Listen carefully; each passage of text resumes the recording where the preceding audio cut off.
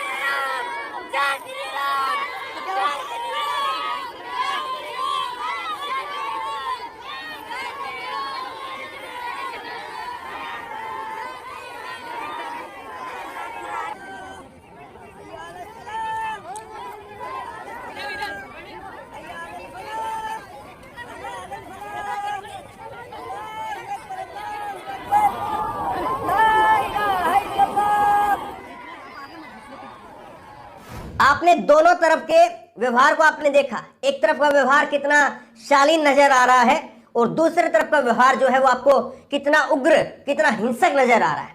अब जो नमाज में बातें कही गई हैं वो जरा हिंदी में मैंने लिखी हैं, उनको जरा मैं आपको बताता हूं। मैं कोई उर्दू का बहुत बड़ा जानकार नहीं हूं, मैं इस्लाम का कोई जानकार नहीं हूं। अगर कोई गलती इस तर्जुमे में मुझसे हो गई हो तो उसके लिए माफी चाहूंगा। लेकिन आप देखिए किस तरह की जो बातें जो कही गई हैं, वो बातें क्या आपको लग रहा है कि किसी के लिए खतरा पैदा हो सकती हैं? क्या कहा गया इसमें इन्होंने पहली लाइन में कहा है, जितना इनका हिस्सा है उतना हमारा भी है। ये तो सबकी बात है। जितना किसी का इस देश पर, किसी का एक के बाप का हिंदुस्तान नहीं है, हर किसी का ये जो है इसमें खून मिला है। राजेंद्र साहब ने कहा था जो सबका हिस्सा बराबर है, तो इससे किसी को क्या आपत्ति होनी चाहिए अगर कोई नमाज के अंदर बैठ करके ये बात कहता है तो। दूसरा उन्होंने कहा कि जिस जमीन पर हमारे बुजुर्गों ने, हमारे बड़ों ने आजाद कराने के लिए कुर्बानियां दी, उस जमीन पर हमें सजदा करने की ताकत दे, समझ दे। ये इन्होंने कहा है। उर्दू भाषा में है कुछ, उनको मैं हिंदी में ताकि बता रहा हूं ताकि जो हिंदी को समझने वाले, उर्दू जिनको समझ में ज्यादा नहीं आती है वो भी इस बात को समझ ले। तो इससे किसको क्या दिक्कत होगी? एक पार्टी विशेष के लोगों को दिक्कत होगी, एक खास संगठन के विशेष के लोगों को दिक्कत होगी, आम व्यक्ति को तो इससे कोई दिक्कत महसूस नहीं होती मुझे। तीसरा इन्होंने कहा है, हम सभी हिंदू मुस्लिम भाइयों को साथ रहने की ताकत दे, समझ दे। तो इससे किसी आम नागरिक को कोई दिक्कत नहीं महसूस होनी चाहिए। फिर इन्होंने कहा है कि हमारी टूटी फूटी नमाज को कबूल फरमा ले, हमारे दिलों में मोहब्बत भर दे, भाईचारा कायम करे।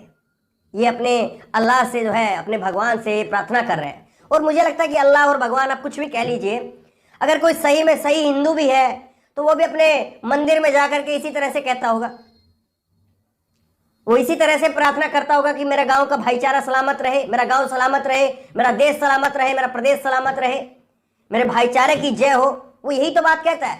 इन्होंने टोपी लगा करके ये बात कही, वो तिलक लगा करके ये बात कहता है।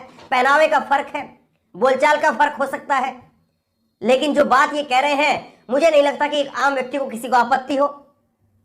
लेकिन आपत्ति उन लोगों को है जिनके एजेंडे खिसक रहे हैं, जिनको एजेंडा सेट करना है। उत्तर प्रदेश का चुनाव आ रहा है साहब, अब उसके लिए फिर कुछ न कुछ तो चाहिए। इन्होंने कहा कि हमारी इस दुआओं को कबूल कर ले, तौफीक फरमा। तो ये जो है सारी बातें, कुछ बातें जो है इधर उधर हो सकती है मुझसे, लेकिन कुल मिलाकर के ये नमाज की जो बातें हैं वो हिंदी में मैंने इसीलिए कही ताकि आम व्यक्ति अपनी समझ, अपनी राय इस बात के लिए बना सके कि गुरुग्राम के अंदर, हरियाणा के अंदर जो हो रहा है क्या वो गलत है या सही है। वो इस बात को समझ सके कि हाँ ये बिल्कुल सही है या बिल्कुल गलत है।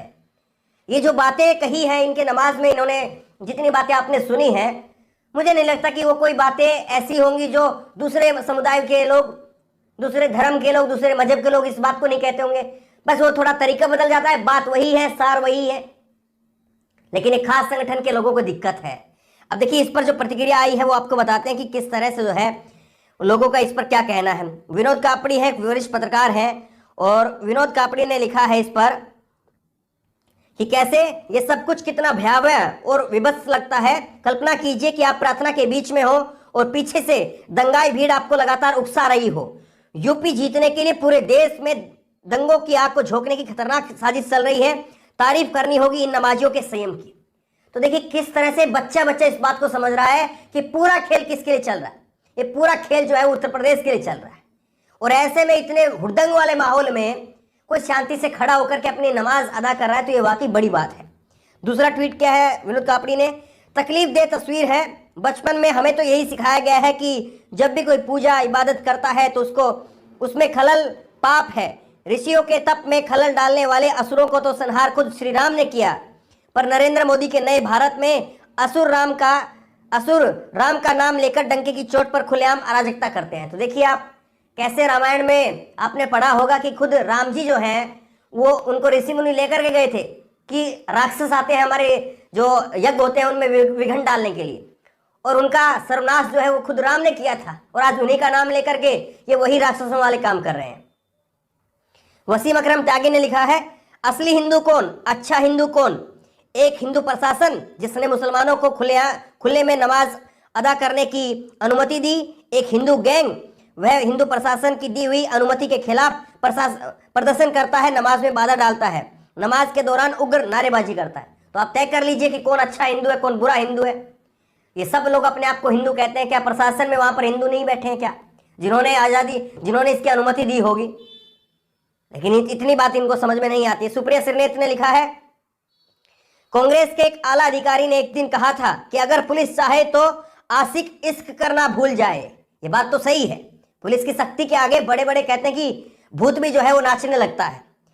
इन फर्जी धर्म के ठेकेदारों के होश ठिकाने लगाने जरूरी है। यह भगवा पहनकर शांति और प्रेम से भरपूर हिंदुओं की आस्था को बदनाम करते हैं। किसने हक दिया इन ढोंगियों को? इन लोगों को हक किसने दे दिया कि सारे देश के हिंदुओं के जो है वो प्रतिनिधि बनकर के जाएं वहां पर और कहें कि हिंदुओं को यहाँ पर नमाज जो है कबूल नहीं है।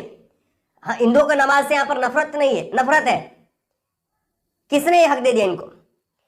दिल्ली प्रदेश कांग्रेस ने लिखा है, क्या ये वही भारत है जहां पर ईद पे वो हमारे यहाँ सेवैया खाने और दिवाली पे हम वहां गुजिया खाने जाया करते थे? देश को कहां से कहां पहुंचा दिया नरेंद्र मोदी जी आपने। ML खट्टर जो हरियाणा के मुख्यमंत्री उनको टैग किया है। ये आपके राज्य की कानून व्यवस्था निंदनीय है। तो देखिए बच्चा बच्चा इस बात को समझ रहा है कि उत्तर प्रदेश के लिए कितना बवाल हो रहा है। उत्तर प्रदेश को जीतने के लिए जो है किस तरह से हिंदू मुसलमान की आग झोंकी जा रही है, और उसके लिए जो कुछ भी करना पड़े सब कुछ जायज है। लेकिन मत भूलिए कि लोग जो हैं वो बार बार बेवकूफ़ बने।